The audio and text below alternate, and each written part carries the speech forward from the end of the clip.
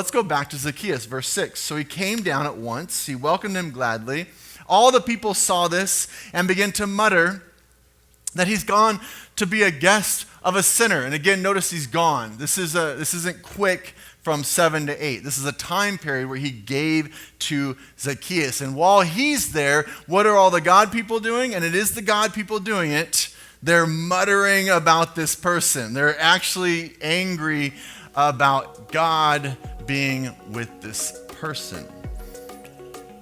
I think bold moves to reach our neighbor and strangers and enemies are always going to come with some criticism. And I'm very careful with language. And this one, I'm going to use always. There's going to always be this backlash of people, and they're going to say something about your boldness. You get out there, you're trying to reach your neighbor, you're trying to reach the stranger, you're trying to do something for God, and there always seems to be criticism, and a lot of times it's coming from God people. Now catch this point. Jesus Christ, as you read through his life, he was criticized for almost everything he did. Wasn't he? And it was by God people, the people of that day that we would call God people. So if that is the case, think about your own life when you step out. What do we expect to happen?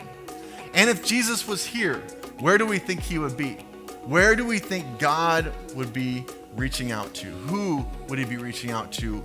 The difficult spots. If it's the chief tax collector back then, who does that mean he'd be reaching out to today? So as we start to step out in faith, this is part of this story, is how are we stepping out in faith? Well, let's think about it and what Jesus would be doing, where he would be, and are we doing the same? It takes some getting out of our comfort zone.